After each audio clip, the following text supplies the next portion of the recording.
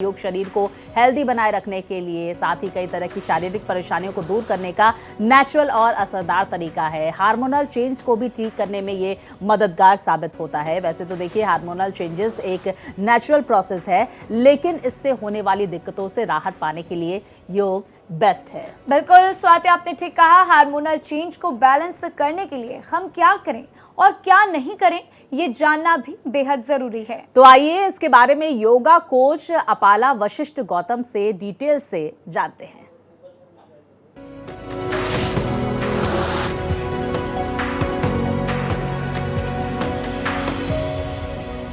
नमस्ते, Bharat express news channel में आपका स्वागत है।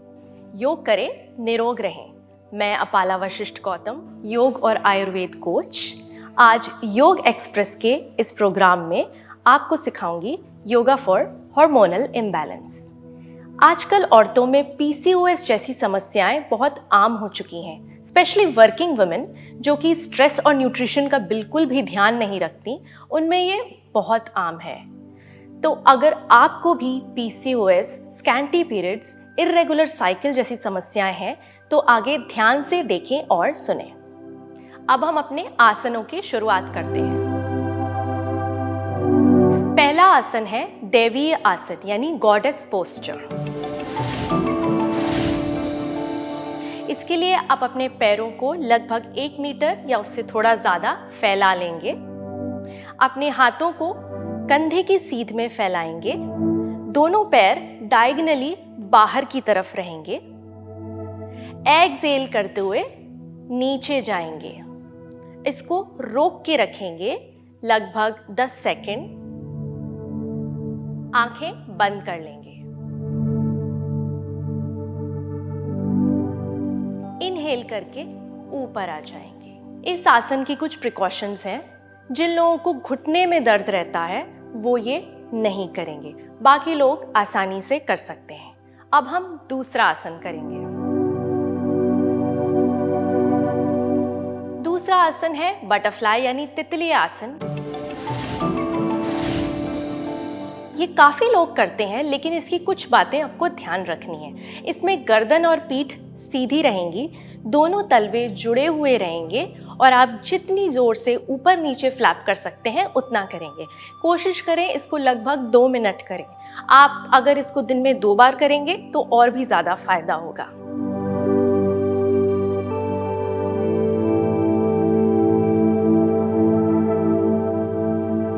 आंख बंद करके लंबी सांस लें और लंबी सांस छोड़ें। तीसरा आसन हमारा है बद्ध कोणासन। बद्ध कोणासन यानी कि बटरफ्लाई जैसे ही पोस्चर में बैठे रहेंगे। घुटनों को नीचे दबाएंगे, गर्दन और पीठ सीधी रख के सांस छोड़ते हुए आगे जाएंगे।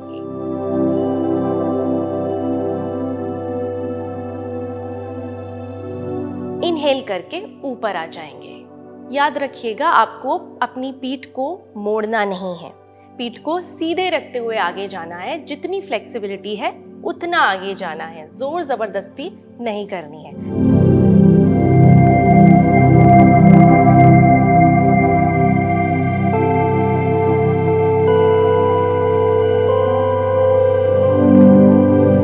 इसको लगभग 30 सेकंड से 1 मिनट तक रोकेंगे। अब तीसरा आसन है व्याघ्रासन। व्याघ्रासन के लिए आप टेबल जैसी पोस्चर में आ जाएंगे। आपके पाम्स कंधे की सीध में नीचे, घुटने नीचे, आपके पाम्स, नीज और टोज एक सीध में आएंगे। नाउ इनहेल करके सर ऊपर ले जाएंगे, पीठ को बीच से नीचे झुकाएंगे और राइट पैर ऊपर ले जाएंगे। एक्सहेल करते हुए सर नीचे लाएंगे, पीठ ऊपर और घुटना छाती की तरफ जाएगा। इनहेल करते हुए सर ऊपर, पीठ नीचे और दायां पैर ऊपर। एक्सहेल करके नीचे। इसी को लेफ्ट साइड से दोहराएंगे। इनहेल करके सर ऊपर, पीठ बीच से नीचे और लेफ्ट पैर ऊपर। एक्सहेल करके नीचे।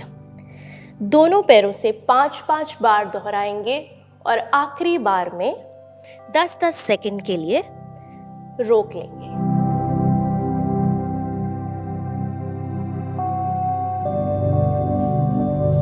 ये प्रैक्टिस सभी लोग कर सकते हैं। दूसरा आसन हम करेंगे धनुरासन। धनुरासन, इसके लिए आपको लेट जाना है। लेटकर अपने एंकल्स को पकड़ लेंगे। इनहेल करके सर ऊपर और छाती ऊपर, कोशिश करेंगे अपने घुटने और पैर भी ऊपर ले जाएं। एक्सहेल करके नीचे आ जाएंगे। याद रखिएगा, अगर आपको बैक पेन की समस्या है तो आप धनुरासन नहीं करेंगे। ये तो हो गए आसन। अब हम प्राणायाम की बात करते हैं। स्ट्रेस सबसे बड़ा कारण है हार्मोनल इम्बैलेंस का, तो आपके लिए नाड़ी शुद्धि करना बहुत ज़रूरी है। नाड़ी शुद्धि के लिए आप सुखासन में बैठ जाएंगे या पद्मासन। अगर आप पद्मासन में नहीं बैठ पाते हैं तो आराम से सुखासन में आलती पालती मार के बैठेंगे। दाएं हाथ से नासिका मुद्रा लेंगे। अंगूठे के बगल वाली 2 उंगलियों को अंदर फोल्ड करेंगे। अंगूठे से दाएं नोस्ट्रिल को बंद करें। लेफ्ट से सांस लें, लेफ्ट बंद करें। राइट से सांस छोड़ें, राइट से सांस लें और लेफ्ट से सांस छोड़ें। याद रखेंगे, आंखें बंद रहनी चाहिए, सांस आराम से आनी चाहिए बिना किसी आवाज के, और गर्दन और पीठ सीधी रहनी चाहिए। आज के प्रोग्राम में बस इतना ही। नमस्ते।